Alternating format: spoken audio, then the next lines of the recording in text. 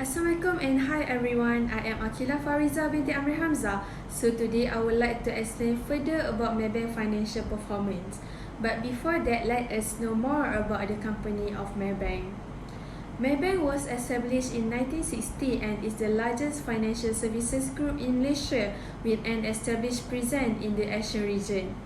Maybank provides a full suite of conventional and Sharia compliance product or service in commercial banking, investment banking, and insurance. If you can see on the logo of Maybank, a tiger figure symbolizes their value to serve their mission of humanizing financial service. In addition, the word tiger also has its own meaning, which is T for teamwork, I for integrity, G for growth, E for excellence and efficiency, and the last alphabet, which is R, stands for relationship building. Okay, the next one is what is the vision and mission of Maybank. As we all know, the vision statement describes the desired future position of the company. Therefore, Maybank's vision is advancing Asia's with you. Meanwhile, their mission is to humanize financial services by providing the people with convenient access to financing. Other than that is by having fair terms and pricing, giving advice to their customer based on their needs, and also by being at the heart of community. Factor to consider having a segment reporting. We have three factors, and the first one is the nature of the business activities. It engages in business activities from which it earns revenue or incur expenses with the goal of profit maximization. The second one is the assistant of managers responsible for the activities. The segment manager will be in charge of ensuring the performance of the company, and the activities are regularly reviewed by the entity's chief operating decision maker. And last factor is the information presented to the board of directors. All segmental reporting will be presented to the board of directors in the annual report for every financial year end. These are two types of segment in Maybank, which are business and geographical segments. Business segment is the group determine and present operating segment based on information provided to the board and senior management of the group. So the business segment are operated by community financial services, global banking, insurance and takaful, asset management, and the international banking. The second type is a geographical segment. It is a unit of an entity that is engaged in providing goods or services within a particular economic environment. Maybank has expanded its branches in Malaysia, Singapore, Indonesia, and other international financial centers such as London, New York, Hong Kong, and Bahrain. Alright, back to me. I will explain further what is Chief of Decision Making, or in the short form one is called CODM.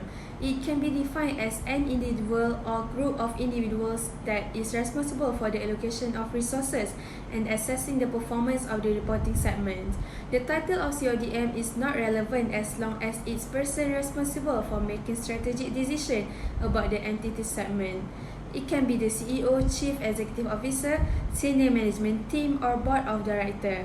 Being a CODM, they are responsible to periodically review and approve the overall strategies, business, organization, and significant policies of the bank. As shown on the screen, here are a few people who are the chief of decision making. As I mentioned earlier in the previous slide, it can be anyone in the company. For example, in the Maybank company, we have Datuk Muhammad Rafiq Merican, the Group CEO of Islamic Banking, Datuk Nora Abdul Manaf, Group Chief Human Capital Officer, Michael Fong, Group Chief Strategy Officer and CEO of International, and others. Okay, we move to the next one, which is what is the process of identifying the reportable segment. Not all operating segments need to be separately reported. Operating segments are only required to be reportable if they exceed the quantitative threshold.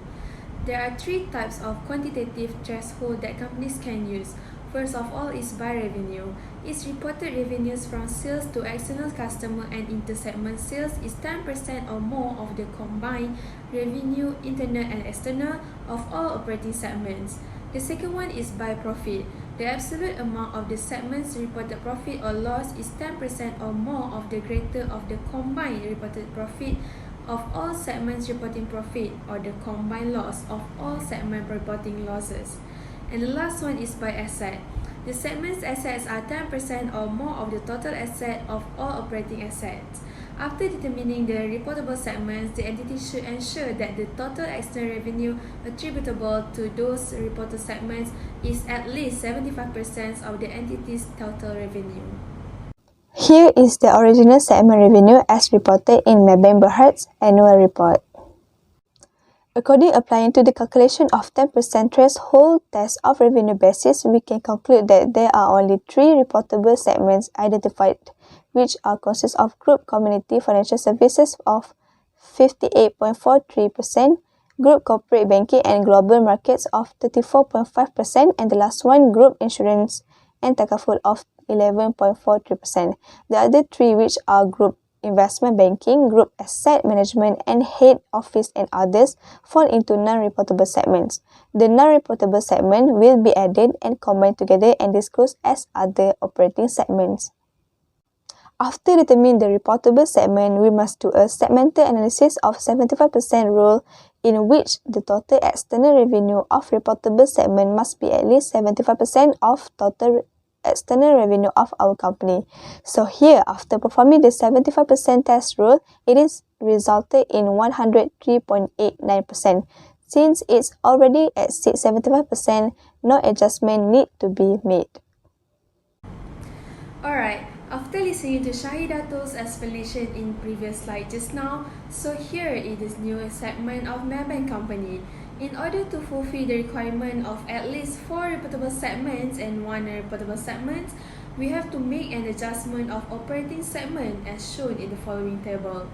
As you can see, we adjust by combining the group of investment banking and asset management together as a 1 reportable segment. Even though after combining these 2 groups, it still does not meet the 10% threshold criteria, but it can be designated as a reportable segment despite its size. As a result, Maybank now has 4 reportable segments and 1 non-reportable segment. It comprises of Community Financial Service of 58.43%, Corporate Banking and Global Market of 34.5%, Insurance and Takaful of 11.43%, and combination of Investment Banking and Asset Management by 2.55%. Meanwhile, Head Office and other will be reported as all other segments as it failed to meet the 10% requirement. So this is the new segmental report with the changes. As the calculation of reported by revenue basis, all reportable segments exceed 10% or more over the total revenue. The new segmental report also increased in terms of the profit before interest and tax. To simplify, the main objective of segmental reporting is to provide information to investors and creditors regarding to the financial result and position of the most important operating segment in the company, which can be used by them as the basis to make decisions relating to the company. Next, here are advantages of segment reporting. The first one is it gives a better understanding of the financial statements for the users. It helps the organization in better decision making as the planning about expansion or diversification is to be done based on the result of the segment. Second, it helps potential investors in better investment decisions by providing investors the complete details about the units, their profitability, etc. So they can examine, analyze, and decide upon the investment in the organization of Maybank. And the third is the profit-making and loss-making units can be easily identified with the help of segmental reporting. Segment reporting allows stakeholders to gain a better understanding and of the fluctuations that might affect the overall results. For example, if a company announces significantly larger earnings than expected, segment reporting reveals where those earnings are coming from. Last but not least, as we all know, advantages will always come with disadvantages. Therefore, there are several disadvantages of segment reporting. First is occur the manipulation of data. The segmental reporting can be manipulated as well as it may be reported through view that management want the users to see. For example, the manager will manipulate and change the data of companies in order to attract the shareholder and investor invest into their company. The next one is method of reporting inter-segment transactions are different for each organization. The base of the segment is also different as some organizations divide the segment based on the geographical location, and some organizations divide it based on product-wise. Last but not least is the common costs are sometimes difficult to allocate.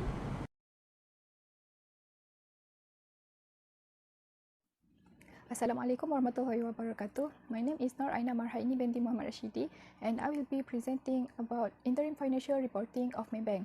Firstly, interim reporting is the reporting of the financial result of any period that is shorter than a fiscal year.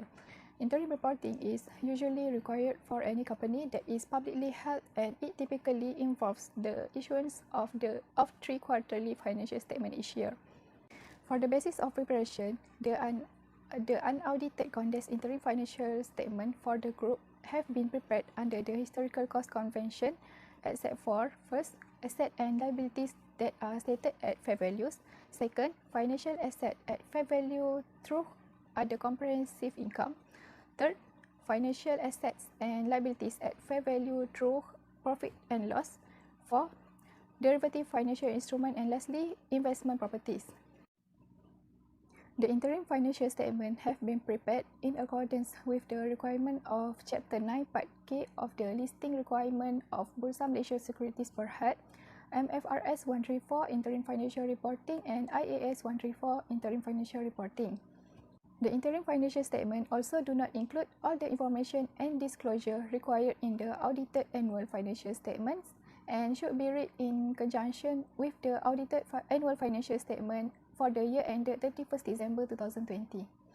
The significant accounting policies applied in preparing this unaudited condensed interim financial statement are consistent with those in the audited annual financial statement for the financial year ended 31st December 2020, except for adoption of the following amendment to MFRS, which are effective for annual period beginning on or after 1st January 2021. One of the accounting policies applied is property, plant, equipment, and depreciation. The depreciation of the PPE is computed on a straight line basis over its estimated useful life at the following annual rates. For building and freehold land, it is depreciated over the period of 50 years. For building on leasehold, it is depreciated over the period of 50 years or remaining life of the lease, whichever is lower. Next, for the office furniture, fittings, equipment, and renovation, it is depreciated at the rate of 10% to 25%. For computer and peripherals, at the rate of 40% to 25%. Next, for electrical and security equipment, depreciated at 8% to 25%. And lastly, motor vehicle are depreciated at the rate of 20% to 25%. The carrying amount of PPE are reviewed for impairment when even changes in circumstance indicate that the carrying amount may not be recoverable, while the residual value, useful life, and depreciation method are reviewed at each financial year end and adjust prospectively if appropriate. Next, the accounting policies used by the company is earning per share.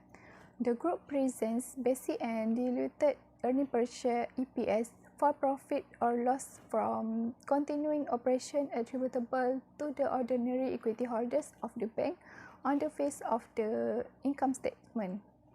Firstly, basic EPS is calculated by dividing the net profit attributable to the equity holders of the bank by weighted average number of ordinary shares in issue during the financial year. Next, for the diluted EPS, it is also calculated the same way as the basic EPS, but it has been adjusted for the effect of all dilutive potential ordinary shares. No adjustment is made for anti-dilutive potential ordinary shares. When there is a discontinued operation reported, the group presents the basic and dilute amount per share for the discontinued operation in the income statements. Next, I would like to explain about the type of interim report. Maybank Group use the most common interim statement, which is quarterly report. The quarter report contains the summary or collection of unaudited condensed interim financial statements such as, firstly, condensed statements of financial position. Second, condensed statement of comprehensive income. Third, condensed statement of changes in equity. And lastly, condensed statement of cash flows. These statements are issued by the company every quarter, which is 4 times in a year. In addition to reporting quarterly figures, these statements may also provide year-to-date and comparative results. Okay, next, for the next part, I would like to explain about the period for current and comparative of each of the statements. Maybank Group accounting period and at 31st December annually. Now we are referring to the statement for the third quarter, which is end at 30th September 2021. First, for the unaudited statement of financial position, the current reporting period is on 1st July 2021 until 30th September 2021, which is for 3 months, while the comparative period is on 1st January 2020 until 31st December 2020, which is for 12 months. Next, for the unaudited statement of comprehensive income, the reporting period are 3 months for the current interim period, which is on 1st July 2021 until 30th September 2021, 9 months for cumulative year to date from 1st January 2021 until 30th September 2021. For comparative period of the current interim period, 3 months from 1st July 2021 until 30th September 2020, and 9 months for comparative year to date, which is from 1st January 2020 until 30th September 2020. Lastly, for the statement for changes in equity and statement of cash flows, the current interim reporting period is 9 months for cumulative year to date, which starts from 1st January 2021 until 30th September 2021, and also 9 months for the comparative year to date period, which is from 1st January 2020 until 30th September 2020. For the last part of our presentation, I, Siti Fatimah Azzahrah binti ZAINAL ABIDIN, will present about 2 proposed adjustments that were made to be included in the interim report for the quarter ending 30th of September 2021. The first adjustment is involving the company's intangible asset, which is a copyright. On 1st of July 2021, a copyright costing 350,000 ringgit that was purchased on 1st of January 2014 with an expected useful life of 10 years was disposed. Its carrying value on that date is 280,000 ringgit. On 1st of August 2021, a new copyright costing 500,000 ringgit was acquired with an expected useful life of 10 years.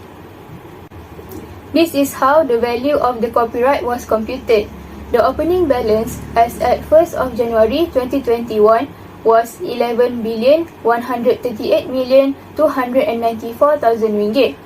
We then subtract the disposed copyright costing 350,000 ringgit on 1st of July 2021. Then, on 1st of August 2021, a new copyright that was acquired at a cost of 500,000 ringgit was added. On 30th of September 2021, the balance of intangible asset is 11,138,444,000 ringgit. This amount is then subtracted with the intangible assets accumulated amortization and accumulated impairment loss. Therefore, on 30th of September 2021, the carrying value of intangible asset is 6,405,219,900 ringgit. The second adjustment is involving the property, plant and equipment and investment property. On 28th of September 2021, a building with a fair value of 1,300,000 ringgit was transferred from investment property to owner-occupied. The journal entry to record this event is debit property, plant and equipment 1,300,000 ringgit, and credit investment property RM1,300,000.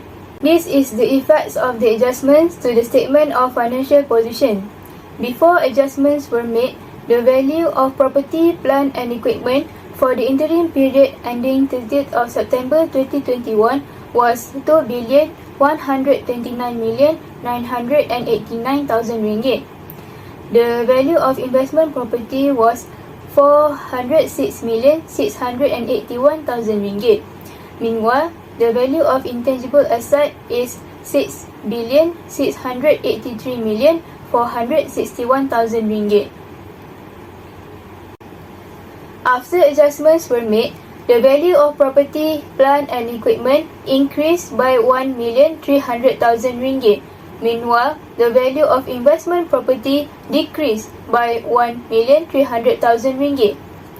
The value of intangible asset is RM6,405,219,900 after taking into account the disposal and new acquisition of copyright.